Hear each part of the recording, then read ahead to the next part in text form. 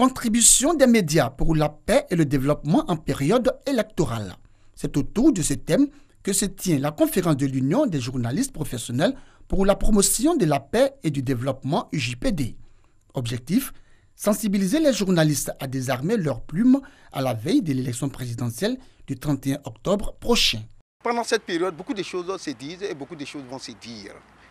Il nous appartient, nous journalistes, vraiment de désarmer les plumes. On rencontre malheureusement des journalistes partisans, des journalistes qui s'inscrivent dans une logique de division. C'est ce que nous déplorons et nous n'en voulons plus. Une manière pour nous d'inviter les journalistes en période électorale à se démarquer des propos incitant à la haine, à la xénophobie, à la division, aux attaques et au crime. Cette conférence, animée par la directrice du département pour la recherche de la paix de la Fondation Félix Houphouët-Boigny pour la recherche de la paix, rencontre l'adhésion des hommes de médias, des journalistes et des responsables de la société civile invités à cette conférence. Il y a une violence psychologique qui est là. Lorsqu'on vous dit que tout va mal, les populations commencent à avoir peur, la peur entraîne d'autres peurs et dans la peur excessive, eh bien, la méfiance s'installe et c'est à ce moment-là que tout est possible, le pire est possible. Et c'est ce que nous voulons éviter. Alors, il s'agit pour les journalistes aujourd'hui de faire une contribution positive à la paix. C'est-à-dire que tout ce qui relève de préoccupations de paix, ils doivent s'atteler à travailler dans cette direction-là. J'aimerais vraiment dire merci pour cette conférence organisée par les journalistes professionnels qui vraiment nous ont ouvert l'esprit sur en période électorale, comment nous devons nous comporter. D'abord, écrire, rendre et ensuite ma manière de parler, de m'adresser à la population. Je compte utiliser ça pour sensibiliser la population au lieu d'inciter la population à la haine. Sans homme de presse, sans journaliste, vraiment l'homme politique, quelle que soit la mauvaise velléité qu'il nourrit, mais vraiment ne pourra rien faire. Je pense que le journaliste mal formé, il est 10 fois plus dangereux que le médecin mal formé. Donc je pense que c'est le retour aux sources. C'est ce que moi je comprends. Vraiment, c'est ma lecture de ce qui a été dit. C'est ce que j'entends aussi appliquer sur le terrain. L'Union des journalistes professionnels pour la promotion de la paix et du développement, UJPD, a été créée le 6 mai 2019. Elle œuvre également pour la promotion des droits de l'homme. Quand vous savez l'utiliser, la parole fortifie, la parole modifie, la parole guérit. La journée mondiale de la protection de la couche d'ozone a été proclamée par l'Assemblée générale des Nations unies le 19 décembre 1994. Cette année, le thème retenu est « L'ozone pour la vie ». La couche d'ozone est la partie de l'atmosphère, dite stratosphère, qui s'étend entre le 11e et le 50e kilomètre au-dessus de nos têtes.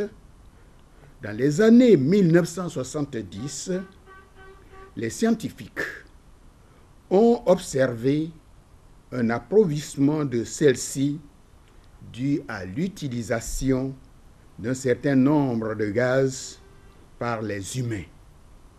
Ce phénomène a des conséquences sur la santé et le réchauffement du climat et l'environnement en général. L'année 2020 marque le 35e anniversaire de l'adoption de la Convention de Vienne pour la protection de la couche d'ozone. Occasion pour le professeur Joseph Seka Seka de revenir sur les actions menées par le gouvernement ivoirien en matière de protection de la couche d'ozone.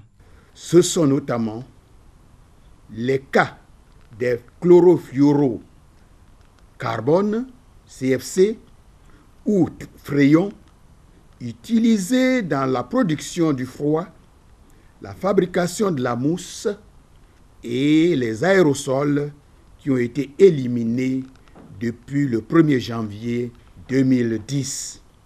Des halons pour l'extinction des incendies en 2005. Du bromure de méthylène pour le traitement du cacao stocké avant exportation en 2015. Pour préserver ces acquis, le ministre de l'Environnement et du Développement durable invite les populations à protéger la couche d'ozone pour les générations futures. Aborder avec les jeunes les questions liées aux services de santé reproductive et briser les tabous en tenant compte des pesanteurs de la tradition, des us et coutumes, l'exercice n'est pas aisé. Le Centre des programmes de communication Johns Hopkins et ses partenaires ont décidé de faire appel à l'art. Les jeunes, vous savez qu'ils aiment les choses, les activités qui sont animées, qui les permettent de voir la musique, entendre les choses populaires, intéressantes. Donc, on avait pensé à créer cet événement pour attirer leur attention. Et aussi, ça va donner une plateforme intéressante et un peu innovante pour créer ce dialogue entre les parents, les prestataires, etc., et les jeunes. Lancée depuis le 5 novembre 2019 sur les réseaux sociaux, la campagne à l'endroit des jeunes et de leurs alliés pour encourager la communication autour des questions de santé, de la reproduction et de la planification a connu son apothéose par un mini-concert dénommé « Merci mon héros » organisé au centre polyvalent de Vridi. Ainsi, au travers des sketchs, chants et danses, les artistes ont sensibilisé les jeunes sur les problèmes de sexualité et de reproduction maternelle. Aujourd'hui, justement, avec, comme l'avait dit, l'évolution des nouvelles technologies, nous avons nos jeunes qui sont très vite imprégnés des informations en lien avec la sexualité et qui sont très vite en contact avec la sexualité, d'où l'intérêt pour nous de pouvoir établir un contact avec les jeunes. Aujourd'hui, il est encore difficile pour des parents de parler librement sans tabou de sexualité avec leurs enfants.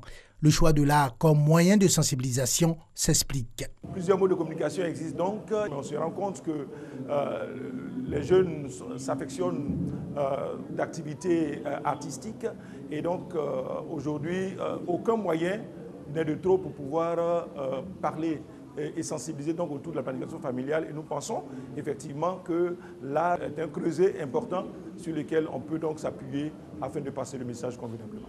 Le Centre des programmes de communication Johns Hopkins est une ONG de droit américain spécialisée dans la mise en œuvre et l'évaluation des interventions stratégiques de communication pour la santé. En marge de l'ouverture officielle de la première édition de la résidence artistique de Koumassi, ce sculpteur est à la recherche d'une forme de rhinocéros à travers un tronc d'arbre. Je suis en train de faire rhinocéros en bois acacia. C'est nos parents qui ont lui appris à faire ça. Juste à côté, des œuvres d'art de toutes les formes et de toutes les couleurs rivalisent de beauté et frappent l'imagination.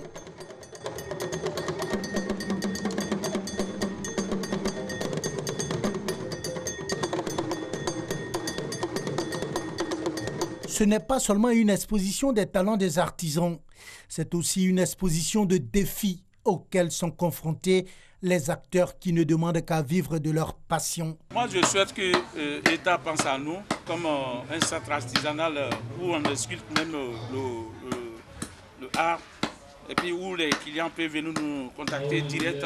Les Ivoiriens ne prêtent pas vraiment attention à ce que les artisans font. Ils sont plus tournés vers ce qui est industriel. Alors que l'artisanat, c'est pour promouvoir en fait la culture ivoirienne, la culture africaine. Avec pour thème l'art et la culture au service du développement local et de la cohésion sociale, la première édition de la résidence artistique de Koumassi se donne la coloration d'un rendez-vous culturel. Occasion pour les artisans d'exposer non seulement leurs talents, leurs œuvres, mais aussi leurs difficultés. On n'a pas un endroit fixe où on peut travailler, où on peut exercer notre métier. Donc là, nous, on a besoin d'un site pour pouvoir former d'autres sculpteurs aussi. Il y a une loi qui a été prise et pour demander à toutes les communes, à tous les maires de dégager un espace pour les artisans, pour créer des centres artisanaux, pour que nos artisans puissent travailler et vivre des fruits de leur savoir-faire. La première édition de la résidence artistique de Koumassi est une initiative de l'Association des sculpteurs de Koumassi, en collaboration avec Ivoire Agora et l'Union des artistes de Koumassi. Durant 6 jours, Des expositions, des ventes, des animations musicales promettent de donner un cachet spécial à la première édition de la résidence artistique de Koumassi.